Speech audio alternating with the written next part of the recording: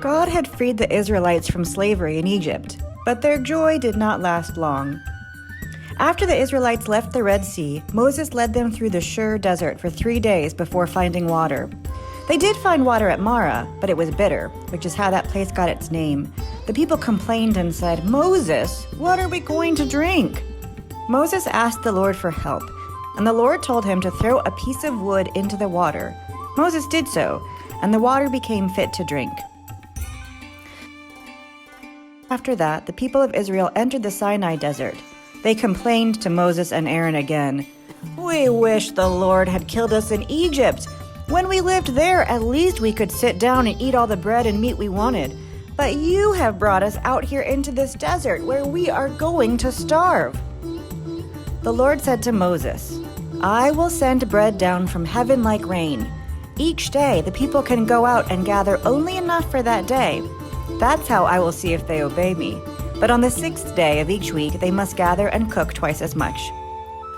Moses turned to Aaron and said, "Bring the people together because the Lord has heard their complaints." Aaron was speaking to them when everyone looked out toward the desert and saw the bright glory of the Lord in a cloud. The Lord said to Moses, "I have heard my people complain. Now tell them that each evening they will have enough meat, and each morning they will have more than enough bread. Then they will know that I am the Lord their God." That evening a lot of quails came down and landed everywhere in the camp, and the next morning dew covered the ground. After the dew had gone, the desert was covered with thin flakes that looked like frost. The people had never seen anything like this, and they started asking each other, "What is it?" Moses answered, "This is the bread that the Lord has given you to eat, and God orders you to gather about 2 quarts for each person in your family. That should be more than enough."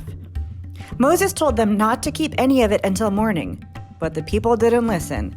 They saved some until morning, and it became filled with worms and smelled bad. They learned that every morning they should gather only what they could eat that day. However, on the 6th day of the week, everyone gathered enough to have 4 quarts instead of 2. When the leaders reported this to Moses, he told them that the Lord had said, "Tomorrow is the Sabbath, a sacred day of rest in honor of me. So gather all you want to bake or boil, and make sure that you save enough for tomorrow." The people obeyed, and the next morning the food smelled fine and had no worms. A few of the Israelites did go out to look for some bread, but there was none. Then the Lord said to Moses, "Moses, how long will you people keep disobeying my laws and teachings? Remember that I was the one who gave you the Sabbath. That's why on the 6th day I provide enough bread for 2 days. Everyone is to stay home and rest on the Sabbath." And so they rested on the Sabbath. The people of Israel called the food manna. It was white and tasted like wafers with honey. God instructed Moses to keep 2 quarts of the manna so that future generations could see how God fed them in the desert. The Israelites ate manna for 40 years until they came to the land of Canaan.